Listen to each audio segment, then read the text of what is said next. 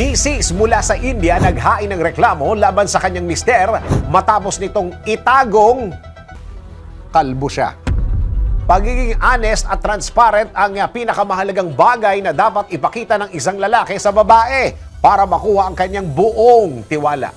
Kagaya na lang ng mag-asawang nasa kwentong ito na merong payapang pagsasama pero nagbago ang lahat nang madiskubre nung babae na peke pala ang katauhan ng lalaking kanyang pinakasalan. Inurong kaya ng misis ang reklamong kanyang inihain alang-alang sa kanilang pagsasama? Ito yung kwento. Naghain si Lavika Gupta ng police complaint laban sa kanyang mister na si Sanyam Jain at sa apat niyang in-laws matapos niyang malaman na siya ay niloloko ng lalaki. Anya pinangakuan daw siyang ipapakasal sa lalaking merong healthy hair, magandang educational background at may maayos na financial status. Pero ang pinakasalan niya pala ay isang kalbo at nagsusuot lang ng wig. Hindi nakapagtapos ng kolehiyo at ang income niya ay 18 Indian rupees o mahigit 1,000,000 piso. Pero ang totoo, hindi naman pala.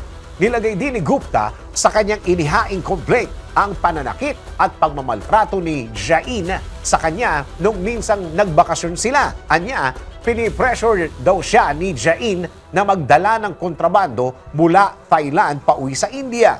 Dahil dito, kinasuhan ni Gupta ang kanyang mister ng cruelty by husband or relatives, intentional assault with intent to provoke breach of peace, criminal intimidation, criminal breach of trust, assault, at paglabag sa Dowry Prohibition Act. Sa kasalukuyan, patuloy pa rin ang isinasagawang investigasyon ng kapulisan. Ikaw, anong gagawin mo kung iba pala ang katauhan ng iyong pinakasalan? Tatanggapin mo na lang ba siya dahil napamahal na siya sa'yo? DWIZ Research Report. Report.